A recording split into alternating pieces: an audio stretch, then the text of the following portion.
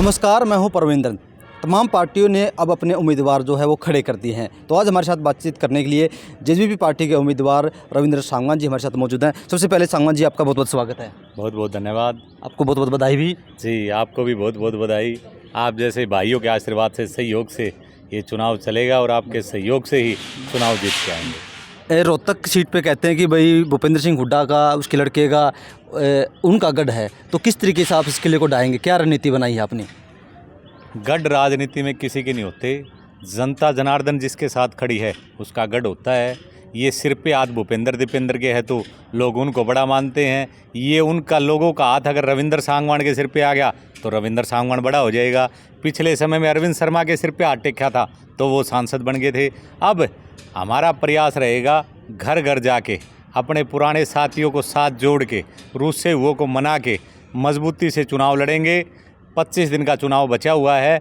लगातार जनसंपर्क करके गांव-गांव जाके, बूथ स्तर तक जाके अपनी टीमों को इकट्ठा करके चुनाव लड़ेंगे। और 4 जून को जब परिणाम आएगा, आप देखना, आपको अनुभव होगा कि छोटे परिवारों के बच्चे भी लोकसभा में प्रवेश कर सकते हैं। लोगों को नाराज़गी आपकी पार्टी से काफ़ी सारी, पेंशन की बात हो या किसानों का मुद्दा हो, लोग लगातार विरोध कर रहे हैं। उससे कैसे निपटेंगे आप? पेंशन अगर हमारी 46 सीटें आती तो 5100 जरूर होती है, मुझे पूर्ण विश्वास है। और कभी भविष्य में जनता जनार्दन होती है, जनादेश हमें मिलेगा तो जो बोलते हैं वो करके दिखाते हैं। ये वही परिवार है जो मुंह से निकाल दिया वो करके दिखाते हैं। आक्रोश भी अपने लोगों के प्रति होता है, वो हमें अपना मानते हैं। हरियाणा की जनता, रोहतक लोकसभा की जनता हमारी अपनी है। किसी का आक्रोश है तो हाथ पैर जोड़ेंगे। भाई ही भाई से नाराज़ होता है और भाई ही भाई को मनाता है। ब्याह में मनाए जाते हैं, चुनाव में मनाए जाते हैं। मनाएंगे हाथ पैर जोड़ के, चुनाव में सबको साथ लगाने का काम करेंगे। कोई हमारा विरोध करेगा उसका भी हाथ पैर जोड़ के साथ लगाने का काम करेंगे। आपकी पार्टी के नेता लगातार पार्टी को छोड़कर भाग रहे हैं। कोई कांग्रेस में ज्वाइन कर रहा है तो कोई भारतीय जनता पार्टी को ज्वाइन कर रहा है। तो कैसे आप जीत पाएंगे? ये जो अवसरवादी लोग होते हैं सब अपना अवसर देखते हैं राजनीति में। जो यहाँ से राजनीति करता दिमाग से, वो चुनाव के समय अवसर देखता है। मेरे जैसा व्यक्ति जो यहाँ से राजनीति करता है वो संगठन के लिए हमेशा खड़ा मिलता है। हम 18 साल से संगठन के लिए काम कर रहे हैं और 18 साल के बाद संगठन के व्यक्ति को पार्टी ने परमादरणीय डॉक्टर अजय सिंह चौटाला जी के आशीर्वाद से, दुष्यंत सिंह चौटाला जी के सहयोग से आज मुझे लोकसभा का चुनाव लड़ने का अवसर मिला है। और देश की सबसे बड़ी पंचायत में एक ट्रक ड्राइवर का बेटा, मुझे गर्व है इस बात का बताते हुए। मेरे पिताजी एक ट्रक ड्राइवर थे और जब मैं 9.5 साल का था परमपिता परमात्मा को प्यारे हो गए। लेकिन हमेशा मेरे संगठन ने, मेरे गांव के लोगों ने, रोहतक के लोगों ने हमेशा मुझे प्रेम दिया है। संगठनात्मक जो बात थी हमेशा आगे बढ़ाया है और वही प्रेम, वही दुलार मैं आज अपने पूरे रोहतक लोकसभा के वासियों का मांगना चाहूँगा। और मैं आपके माध्यम से एक बात और कहूँगा, 77 साल हो गए देश आज़ाद हुए, आज तक रोहतक लोकसभा में मैम चौबीसी का कोई सांसद नहीं बना है। जब बहादुर हल्के की बात आती है तो मैम चौबीसी, चुनाव में सांसद बनने की बात आती है तो कलोई दिखता है। मैं भूपेंद्र सिंह हुड्डा, दीपेंद्र सिंह हुड्डा से पूछना चाहता हूं कि कांग्रेस के पास 9 विधानसभाओं में कोई ऐसा साधारण परिवार का लड़का नहीं था कांग्रेस में जिसको आप सांसद के रूप में उतार देते। 10 बार इनका परिवार सांसद रहा, 10 बार यहाँ रोहतक लोकसभा से। क्या कोई और व्यक्ति सांसद नहीं बन सकता? एमएलए भी ये बनते हैं कलोई से, फिर सांसद बनने की बात आती है तो कलोई से। क्या मैम चौबीसी का बेटा सांसद नहीं बन सकता? क्या हमारा अधिकार नहीं है? जब बहादुर हल्के की बात आती है तो मैम चौबीसी, सांसद बनने की बात आती है तो कलोई। मेरा निवेदन है मैम चौबीसी ही नहीं, रोहतक लोकसभा के एक मतदाता से कि आज अपने बेटे को, साधारण परिवार के बेटे को जनादेश दो, आशीर्वाद दो। मैं आपको विश्वास दिलाता हूँ, भगवान महाकाल का आशीर्वाद रहा, मैं उनका भगत हूँ। अगर उनका आशीर्वाद रहा तो 35 साल आपकी सेवा करूँगा और 35 साल रोहतक की जनता का कर्जदार रहूँगा। कल संजय कबलाना ने पार्टी छोड़ी, उन्होंने कहा कि रविंद्र सांगवान तो बच्चा है, वो क्या करेगा? संजय कबलाना मेरे बड़े भाई हैं और मैं तो उनके सामने बच्चा ही हूँ। उनकी उम्र 50 के आसपास है, मेरी 38 है। मैं उनके बारे में कोई टिप्पणी नहीं करूँगा। जो पिछले समय में हमारे जिंदाबाद के नारे लगा के गए हैं, हमारे साथ भाईचारा रख के गए हैं, वो संस्कार मुझे मिले हैं कि उनके खिलाफ नहीं बोलना चाहिए।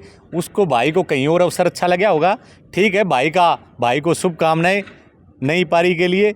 लेकिन रविंद्र सांगवान ने उनका हमेशा सम्मान किया और भविष्य में भी करता रहूँगा। मेरे लिए भाईचारा हमेशा बढ़ा रहा है, लेकिन संगठन का व्यक्ति होने के नाते पार्टी भी मेरे लिए बड़ी है।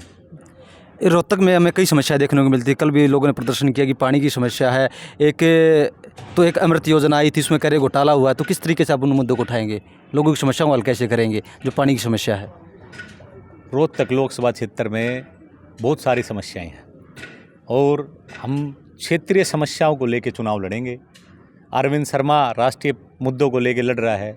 ये बाबू बेटा दीपेंद्र जी, भूपेंद्र जी, इनके पास तो मुद्दे नहीं है, इनके पास तो एक ही मुद्दा चौधर। इनको तो सांसद बनना है, राज्यसभा का भी इनको बनना है, लोकसभा का भी इनको बनना है। ये राज्यसभा सांसद थे तो लोकसभा का किसी आम परिवार के कांग्रेस के कार्यकर्ता को बना सकते थे? नहीं बना सकते थे।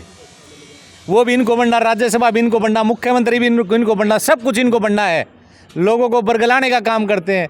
आम परिवार के बेटे को सहयोग करके देखो, आशीर्वाद दे के देखो।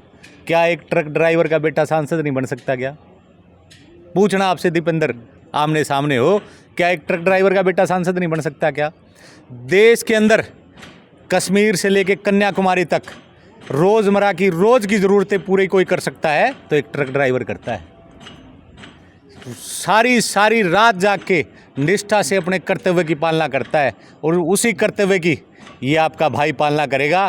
कर्तव्य पथ पर मुझे पता है लोग मेरे खिलाफ षड्यंत्र भी करेंगे, मुझे दबाने का, डराने का प्रयास भी करेंगे। आपके माध्यम से बताना चाहूँगा, ना मैं 24 का बेटा हूँ, ट्रक ड्राइवर का बेटा हूँ, ना तो दबूंगा, ना पीछे हटूंगा, ना डरूंगा, मजबूती से चुनाव लड़ूंगा। रोहतक लोकसभा के मेरे बुजुर्गों का, माताओं का और युवा साथियों का आशीर्वाद लेके चुनाव लड़ूंगा और आप देखना 4 जून को परिणाम कुछ और होंगे। अब तक आपकी सरकार चल रही थी गठबंधन में बीजेपी के साथ में, ऐसा क्या हुआ एकाएक कि गठबंधन तोड़ना पड़ा? हमने गठबंधन दिल से निभाया, दिमाग से नहीं निभाया। और दिल से आखिरी में उन्होंने मुख्यमंत्री को हटा दिया, डिप्टी सीएम को हटा दिया। उन्होंने कहा कि भाई लोकसभा में हमारे नारे लगाओ। हमारा संगठन हम नारे लगाने के लिए नहीं है, हमारा संगठन है तो हम चुनाव भी लड़ेंगे। और चुनाव लड़ेंगे। पिछली बार 16% वोट आई थी विधानसभा में, कांग्रेस के 26% आई थी, बीजेपी के 40% के आसपास आई थी। लोगों का जनादेश था तो 16% आई। लोगों का जनादेश होगा तो 26 भी आ जाएंगी, हो सकता कम भी हो जाएं, लेकिन लोगों से बड़ा तो कोई नहीं है। नरेंद्र मोदी जी आज देश के अंदर एक बात कहते हैं कि मोदी की गारंटी चलेगी। क्या कभी व्यक्ति विशेष की गारंटी चल पाई है? क्या वो जनता से बड़े हैं? गारंटी चलेगी देश के अंदर तो जनता जनार्दन की चलेगी। गारंटी चलेगी देश के अंदर तो शिव शंकर भगवान महाकाल की चलेगी। गारंटी चलेगी तो माताओं की चलेगी, बुजुर्गों की चलेगी, युवा साथियों की चलेगी। जो पहले ही गारंटी देते हैं उनको वोट नहीं देना चाहिए। मैं आपकी रोहतक सब लोकसभा के मतदाताओं की गारंटी मांगने आया हूँ, हाथ जोड़ के। मैं अपने ऊपर कर्ज चढ़वाने आया हूँ ताकि समय आने पर सांसद बनूँ तो उनका कर्ज उतार सकूँ। मैं कर्जदार होने आया हूँ, वो गारंटी देने आए हैं। वो देश से बड़े हैं, हम देश, हमारे लिए देश बड़ा है, हमारे लिए लोग बड़े हैं, हमारे लिए मतदाता बड़े। बीजेपी कह रही है कि हम राम के नाम पर वोट मांग रहे हैं, वो धारा 370 के नाम पर वोट मांग रहे हैं, उनके पास स्टार प्रचारक है, तो क्या आप उनके आगे टिक पाएंगे? मेरे पास मेरे स्टार प्रचारक ये भाई हैं, ये मेरी सेना है। एक एक को जोड़ के सेना बनाएंगे और युद्ध में सेना भले ही थोड़ी हो, जुनून वाली हो। हमारे घोड़े थोड़े हैं लेकिन दौड़ने वाले हैं। आपको दिखाएंगे 5000 के ऊपर 1000 की सेना भारी पड़ेगी, क्योंकि हमारे जुनूनी साथी हैं, संगठन में काम करने वाले हैं, पार्टी के प्रति समर्पित भावना रखने वाले हैं। कांग्रेस के पास तो ना तो आज तक संगठन है, बुधे भान को कितने दिन हो लिया आज तक संगठन नहीं बना पाए। जो लोग संगठन ही नहीं बना पाते, भूपेंद्र दीपेंद्र यहाँ जिलाध्यक्ष भी बनाना पड़े ना तो खुद बनना चाहेंगे। वो तो हर हल्के में उन्होंने एक परिवार को चुन रखा है। मैं मेदांगी परिवार, बेरी में काद्यान परिवार, वहाँ एक परिवार है बहादुरगढ़ में, कलोई में खुद हैं। ये एक परिवार के अलावा आम गरीब परिवारों को कभी आगे नहीं बढ़ने देते। ये इनकी तो एक नीति है कि लोगों को बांटो, चौधर के नाम पे बांटो, राज करते रहो। लेकिन रोहतक लोकसभा की जनता अब जान चुकी है। 25 दिन में इन भाइयों के ये है मेरे स्टार प्रचारक, इनके सहयोग से आप देखना ऐसा चुनाव लड़के दिखाएंगे। आपने एनिमल मूवी देखी होगी, बॉबी देओल का 20 मिनट का रोल 3 घंटे पे भारी पड़ता है। ये हमारी सेना 20-25 दिन जो 2 महीने से लगे हुए ना 60 दिन, उन पे भारी पड़ेगी, आपको विश्वास और वायदा देता हूँ। दीपेंद्र हुड्डा कह रहा है कि 4.5 साल मलाई खाई और उसके बाद सेटिंग करके गठबंधन तोड़ा आप लोगों ने। जो लोग 10 साल प्रॉपर्टी डीलर के नाम पे लोकसभा रोहतक को, पूरे प्रदेश को लूटने का काम जिन्होंने किया वो दूसरों पे आरोप लगाते हैं। हमने क्या मलाई खाई, हमारी तो 10 सीटें थी, एक छोटी सी हिस्सेदारी थी, हमने प्रयास किया। मलाई खाई होगी तो 40 सीटों वालों ने खाई होगी, जिसका बहुमत ज़्यादा होता वही खाएगा। हमने तो काम करने का प्रयास किया, हमने 3000 पेंशन करवाई, महिलाओं को 50% आरक्षण दिलवाने का प्रयास किया, पूरा किया। युवाओं को 75% आरक्षण के लिए हमने जो पुरजोर आवाज़ उठाई वो पूरी करवाई, और वो चलो कोर्ट में अधीन है, आने वाले दिनों में उसके लिए पूरी लड़ाई लड़ेंगे, और सड़कों पे उतर के लड़ना पड़ा तो भी लड़ेंगे। एक आपसे आखिरी सवाल करना चाहूँगा कि रोहतक में अरविंद शर्मा हैं जो MP है मौजूदा, दूसरी तरफ कांग्रेस पार्टी कह रही कि हम जीतेंगे, और अब आपने भी एंट्री मार दी है, तो इसमें आप सीट कैसे निकालेंगे और आपको क्या लग रहा है इसमें? मैं पहले तो आपके माध्यम से, मेरा परिचय भी लोगों को पता होना चाहिए। मैं 2006 में मैंने राजनीति की शुरुआत की थी और एक साधारण परिवार से हूँ। मेरे आधा बीघा ज़मीन भी नहीं आती। 2006 से लेकर 18 तक मैं संगठन में विभिन्न पदों पे रहा। 18 से मैं युवा का प्रदेश का अध्यक्ष हूँ, इनेलो में भी था, अब JJP में हूँ। मैंने हमेशा महाकाल का आशीर्वाद लेके, इन साथियों का साथ लेके, आज पहली बार मैं उस माता का बेटा हूँ जिसने दूध बेच के अपने बेटे को, 2 भाई हैं हम, दोनों को पालन पोषण किया, हमें अच्छी शिक्षा दी। मैं उस व्यक्ति का भाई हूँ जिन्होंने अपनी ज़रूरतें ना मान के, अपनी ज़रूरतों का गला घोट के मेरी गाड़ी में तेल डलवा के मेरी गाड़ी का पहिया घुमाया है। मैं उस महिला का पति हूँ जो PhD MSc BEd होते हुए भी अपने सपनों को दरकिनार करके मुझे आगे बढ़ाने का काम किया। मैं एक साधारण परिवार का हूँ, और साधारण परिवार के आपके माध्यम से कहना चाहूँगा, क्या एक संघर्ष करके दूध बेचने वाली माता के बेटे को सांसद बनने का अधिकार नहीं है क्या? आपके माध्यम से कहना चाहूँगा, जिस भाई ने अपनी ज़रूरत की चीज़ों को दूर करके मेरी गाड़ी का तेल पुगाया है, उस भाई को सांसद बनने का अधिकार नहीं है क्या?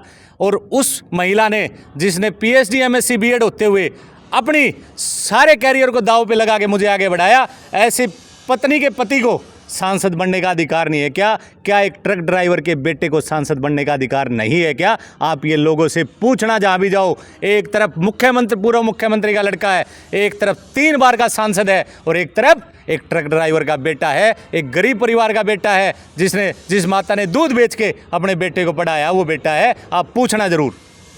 तो सुना आपने कि एक ट्रक ड्राइवर है जो है उसके बेटे को टिकट मिला है, और कहीं ना कहीं अब रोहतक का मुकाबला जो हो काफ़ी दिलचस्प हो चला है, लेकिन ये तो आने वाला वक्त ही बताएगा कि इस बार बाजी कौन मारेगा।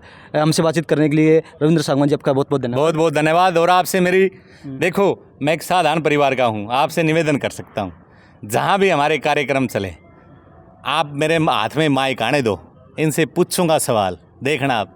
दीपेंद्र से भी पूछूंगा, भूपेंद्र से भी पूछूंगा, शर्मा जी से भी पूछूंगा, ये भी पूछूंगा, शर्मा जी गारंटी मोदी की 13 बता क्या है? आप मेरे साथ मेरा सहयोग करना, आप देखना, गाँव मेरे साथ रहना। रोहतक की जनता को मनाएंगे, हाथ जोड़ के मनाएंगे, और एक ऐसी लय, ऐसा माहौल बनाएंगे। आपने चुनाव देखा होगा रविंद्र भाटी का, मेरा नाम भी रविंद्र है, वो भी गरीब परिवार का, मैं भी गरीब परिवार का हूँ। आप जैसे भाइयों का सहयोग लेके आने वाले 10 दिनों में वैसा ही चुनाव बढ़ाने का काम करेंगे। तो सुना आपने किस तरीके से रविंद्र जो है ताल ठोक रहे हैं, और उनका ये भी दावा है कि आने वाले जो वक्त है उसमें चुनाव जो है एक तगड़ा चुनाव जो हो बनेगा, और त्रिकोणीय मुकाबला जो है वो रोहतक सीट पर बनने जा रहा है। तो आप भी चैनल को लाइक करें, सब्सक्राइब जरूर करें।